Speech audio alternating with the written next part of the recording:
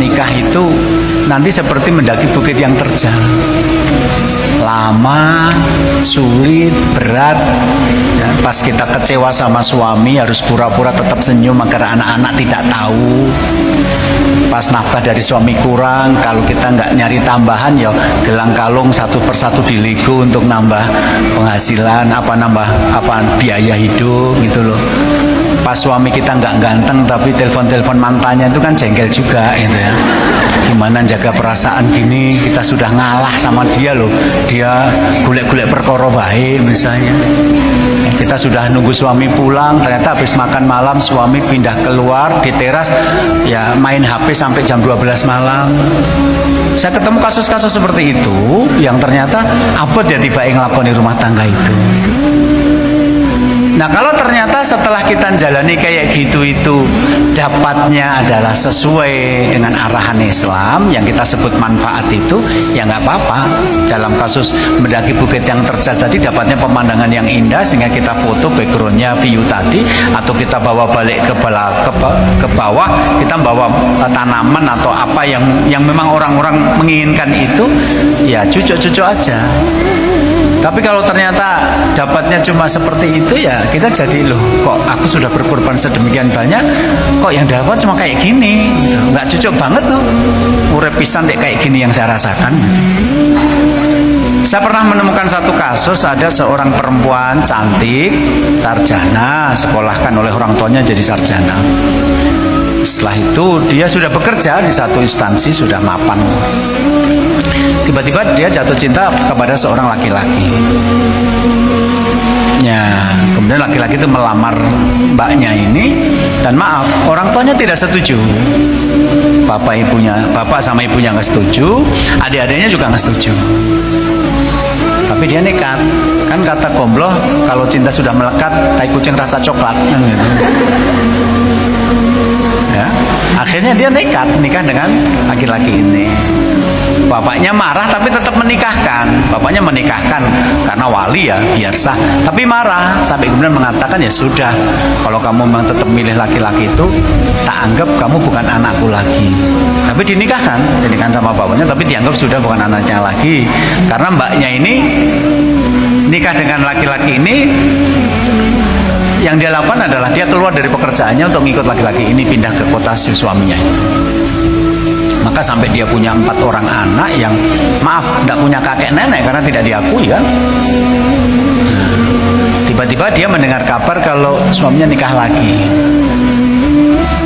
Nikah lagi antara percaya dengan tidak percaya karena dia merasa sudah berkorban sangat banyak. Kemudian yang memberitahu teman dekatnya yang dia tahu juga tidak mungkin berdusta. Akhirnya dia cari-cari info dan betul-betul ketemu memang suaminya menikah lagi. Si mbaknya ini sebenarnya tidak melarang suaminya menikah lagi, asal orang yang dinikahi tepat. Tapi persoalannya dinikahi suaminya adalah non muslim yang katanya mau jadi mu'alaf, pakai celana pendek, rambutnya dicat pelangi gitu ya, itu pakai baju yang bajunya nggak lengkap, jadi you can see everything I have gitu ya. Jadi dia marahnya di situ. Pertama nggak ngomong, kenapa nikah lakinya nggak ngomong. Yang kedua, kenapa yang dinikahi model seperti ini gitu. Maka dia ngomong sama suaminya, ternyata suaminya nggak bisa terima, marah-marah. Intinya sudahlah itu urusanku, kamu nggak ngurus-ngurus. Nah si istri kan kemudian ngomong, loh aku tuh menjadi istrimu itu sudah kehilangan bapak dan ibu, anak-anakmu nggak punya kakek dan nenek. Aku sudah tidak dianggap anak loh, hanya untuk ngikuti kamu loh.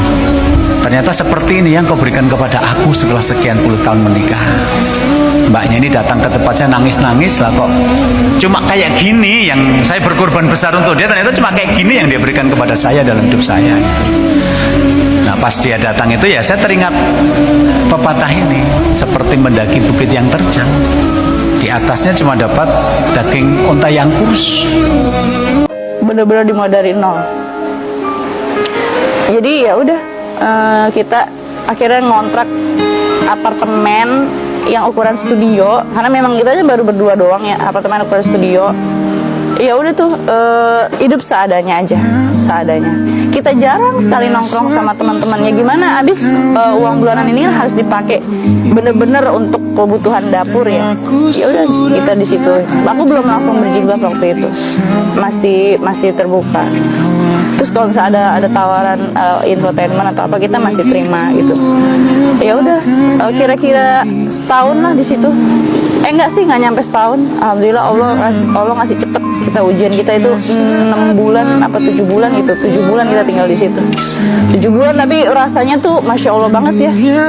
Wah bener-bener itu diuji sekali. Karena kan kita sebelumnya, apalagi suami ya di entertainment kan, dia ngeband sana kemari dapat uang banyak, terus dia pakai ya buat kadang-kadang buat ngebandel lah gitu, pakai apa yang Allah haramkan gitu kan. Tiba-tiba Allah bikin oke, kamu mau taat padaku, kamu mau jadi hambaku, diuji sama Allah dengan materi. Masya Allah itu ujiannya, Masya Allah. Itu dia sendiri sedang dalam tahap pengobatan diri dia, juga diuji materi juga. Itu Masya Allah sekali. Ya Allah, aku cuma bisa doa, ya Allah kuatkan iman suamiku ya Allah, beri dia kemudahan gitu loh menjalani ujian ini, beri kami kemudahan menjalani ujian ini. Alhamdulillah 7 bulan lah di situ.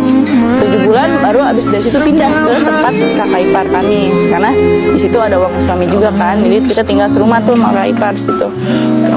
Di situ nggak langsung kita meroket, enggak, itu tetap sama kayak waktu tinggal di apartemen ukuran studio itu, sama aja ya, hidup seadanya aja gitu. Sampai ibaratnya kemana-mana naik motornya punya kakak iparnya lagi, mobil kita jual. Iya benar, itu cara Allah mencuci kali ya, mencuci dosa kita, mencuci semua kesalahan kita gitu. Insya Allah mudah-mudahan Allah ridho. Ya udah akhirnya sama kakak ipar tinggal situ nggak nyampe setahun sih, kurang lebih berapa bulan lah di situ.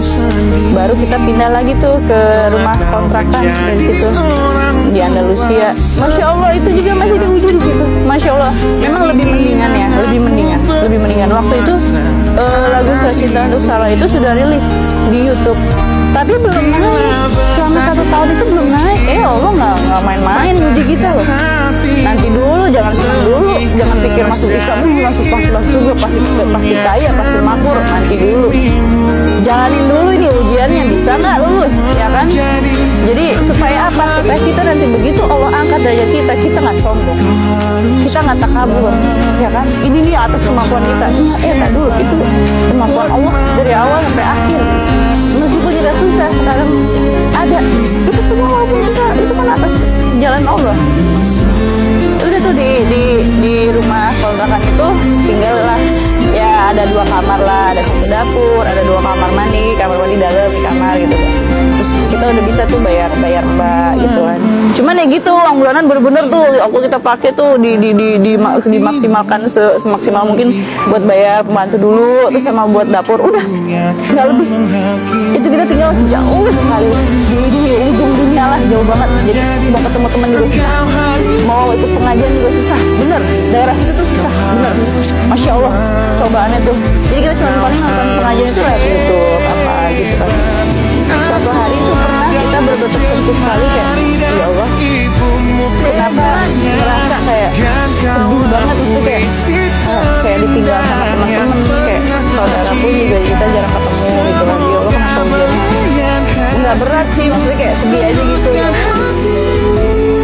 Alhamdulillah, tapi segitu aja udah cukup nikmat gitu. Berdoa di malam hari gitu sama suami, kalian harus coba.